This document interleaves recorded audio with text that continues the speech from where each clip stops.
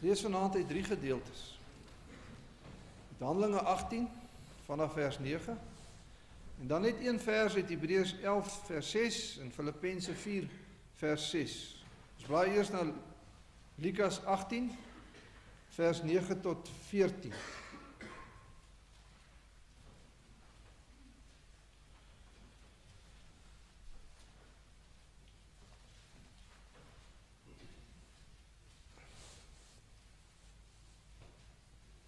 Met die oog op mense wat seker was dat hulle eie saak met God reg is en wat op ander neergesien het Jesus hierdie gelykenis vertel. 2 mense het na die tempel toe gegaan om te bid. Die een was 'n fariseer en die ander een 'n tollenaar. Die fariseer het gaan staan en by homself so gebid: O God, ek dank U dat ek nie soos ander mense is nie, diewe, bedrieërs, egbrekers, en ook nie soos hierdie tollenaar nie. Ek vas 2 keer in die week en ek gee 10de van my hele inkomste. Maar die tollenaar het daar bly staan en wou selfs nie na die hemel opkyk. Het daar ver bly staan en wou selfs nie na die hemel opkyk. Hy het bedroef op sy bors geslaan en gesê: O God, wees my sondaar genadig. Ek sê vir julle, hierdie man en nie die ander een nie, het huis toe gegaan as iemand wie se saak met God reg is. Elkeen wat hoogmoedig is, sal verneder word. En hy wat nederig is, sal verhoog word. En dan blaai ons na Hebreërs 11 vers 6.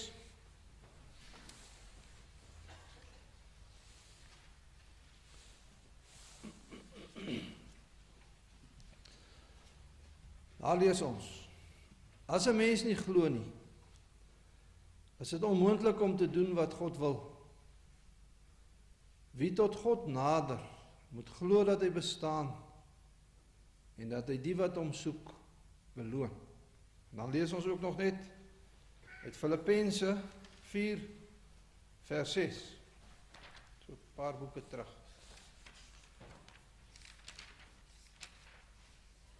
Filippense 4 vers 6. Moet oor niks besorg wees nie, maar maak in alles julle begeertes deur gebed en smeking en met danksegging aan God bekend. Tot sover ons skriflesing. Hoe moet ons bid? Volgens die Nuwe Testament is daar 3 dinge wat die ware gebed kenmerk. Dis geloof, ootmoed en dankbaarheid. In eerste plek kan daar geen gebed wees sonder geloof. Tot wie bid jy as jy nie glo nie? Tot niemand. In Hebreërs 11 vers 6 word duidelik onderstreep: as 'n mens nie glo nie, is dit onmoontlik om te doen wat God wil. Wie tot God nader, moet glo dat hy bestaan en dat hy die wat hom soek beloon. Hier gaan dit daaroor dat ons juis ook tot God nader in die gebed. En as hier gesê word, ons moet glo dat God bestaan, dan gaan dit nie net daaroor dat ons moet glo dat God 'n werklikheid is in 'n ander orde as ons menslike werklikheid. Maar dit gaan daaroor ook dat ons moet glo dat God daar is om ons te help en dat hy sy beloftes nakom. Vers 6 onderstreep hier dat God die beloon wat hom ernstig soek. Ons nader nie tot God met 'n wetenskaplike kennis van sy bestaan nie. Ons nader hom in die vertroue dat 'n mens wat na hom toe gaan, nie te vergeefs na hom toe kom. In Hebreërs 11 vers 6 word op dieselfde wyse gepraat as in Eksodus 3 vers 13 en 14. Daar lees ons dat Moses die naam van God aan die volk bekend mag maak. En God openbaar hom aan Moses as ek is wat ek is. Moses moes vir die volk sê, ek is, het my na julle toe gestuur. En nou kan die naam ek is ook vertaal word uit die Hebreëus met ek wat by julle is. Dit beteken dat God deur Moses vir die volk gesê het, ek wil by julle wees, om julle te help en julle te verlos. Aan die ander kant beteken dit ook dat God vir die volk sê, as julle van my afdwaal en nie van my wil weet nie, gaan ek julle straf en oordeel. Die dubbele aanduiding wat God gee met ek is wat ek is 'n dubbele versekering. Ek is by julle. En daarom kan ons altyd met geloof en met vertroue tot God bid. Ons weet dat God by ons is en dat hy elke keer hoor wat ons met hom praat. Jakobus onderstreep hierdie gedagte in Jakobus 1 vers 6. Maar 'n mens moet gelowig bid en nie twyfel nie. Want iemand wat twyfel is soos 'n brander wat deur die wind aangejaag en heen en weer gedryf word. Ons kan net bid wanneer ons glo in God. Wanneer ons twyfel, dan ontken ons dat hy is. En dan is daar nie 'n gebed. In Jakobus 1 vers 5 staan daar juis, as een van julle wysheid kort kom, moet hy dit van God bid. En hy sal dit aan hom gee, want God gee aan almal sonder voorbehoud en sonder verwyte. Hier word gepraat van wysheid in die sin dat ons wysheid moet hê om nie in die versoeking te kom en dan in ongeloof te verval. In hierdie lewe met al sy versoekings kan jy en ek juis met vertroue na God toe gaan, want God openbaar hom as die een in wie ons altyd ons vertroue kan stel. Ware gebed is wanneer ons tot God nader soos wat hy hom aan ons openbaar. In die tweede plek is ware gebed daar waar ons in ootmoed tot God nader. Dat een ek dit kan waag om ons oë toe te maak vanaand en tot God te kan bid, is net louter genade. God is heilig. En op ons eie is ons sondaars, wat met wat ons sê en doen, altyd God se heiligheid aantas. En dis juis genade dat God sy seun gegee het, om aan 'n kruis te sterf, om vir ons sonde en ons skuld te betaal, om met sy bloed ons sonde te bedek en ons te heilig voor God. En net daarom kan ons in die teenwoordigheid van God kom. Wanneer 'n mens besef dat dit net genade is dat jy voor God kan staan, dan kan dit nie anders as dat jy hom in ootmoed nader nie. Dit word baie mooi duidelik uit die beeld van die gelykenis van die Fariseër en die tollenaar.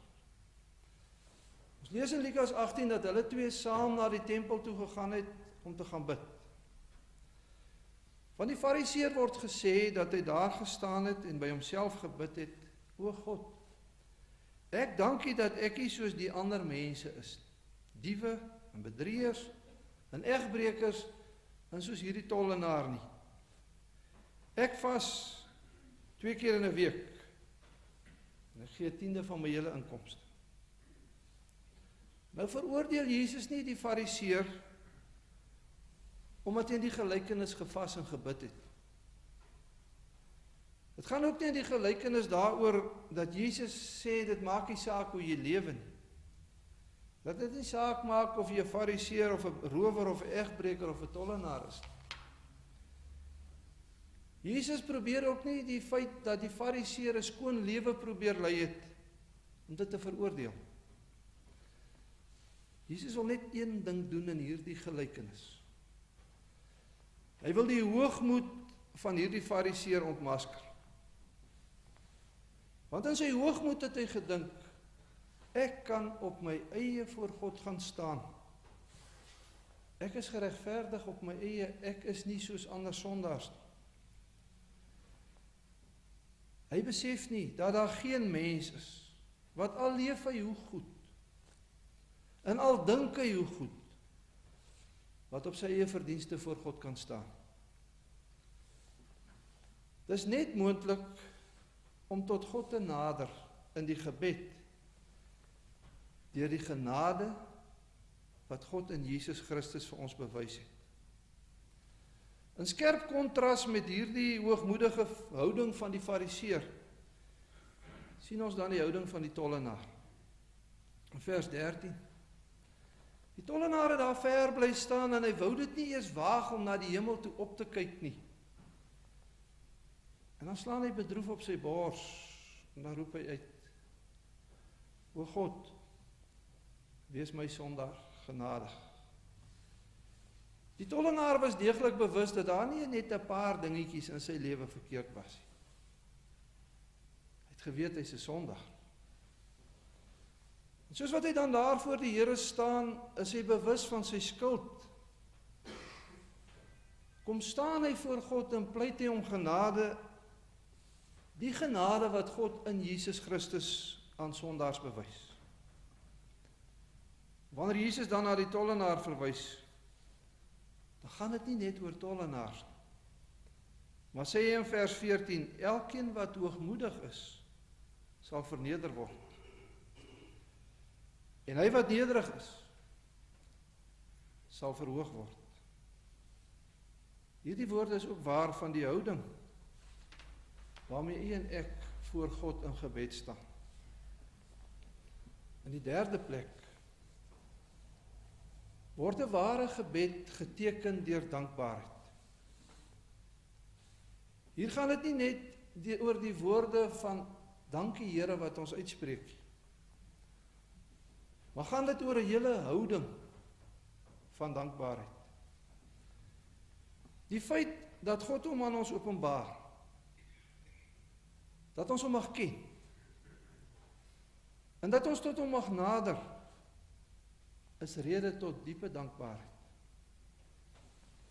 As ons nie met dankbaarheid tot God in die gebed nader nie, dan verstaan ons niks van die manier waarop God hom aan ons openbaar het en van die genade wat hy aan ons bewys het.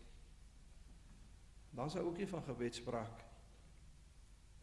Paulus onderstreep dit in Filippense 4 vers 6. Moet oor niks besorg wees nie, maar maak in alles julle begeertes deur gebed en smeking en met danksegging aan God bekend.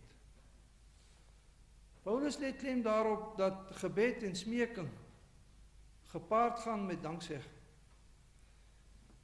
En dan nie net oor danksegging as 'n element naas gebed en smeking nie. Maar gaan dit daaroor dat ons gebede gestempel moet wees deur dankbaarheid. En ek moet raak sien. Ons eis nie in die gebed van God. Ons kom staan dankbaar voor God, dat ons in die gebed tot hom kan nader.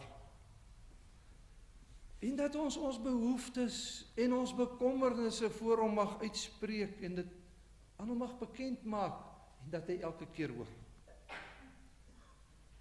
Mag elkeen van ons, wanneer ons bid, glo dat God hoor, dat hy by ons is en dat hy wil help. Mag ons altyd onthou, ons kan nie maar sommer op ons eie voor hom verskyn nie, so asof ons iets verdien, maar dat ons net in Christus kan verskyn, en dat ons hom daarom altyd in ootmoed sal nader. Dit mag ons altyd onthou. Dis net genade dat ons tot God mag bid. Mag ons lewens en ons gebede daarom altyd gestempel word deur dankbaarheid. Amen.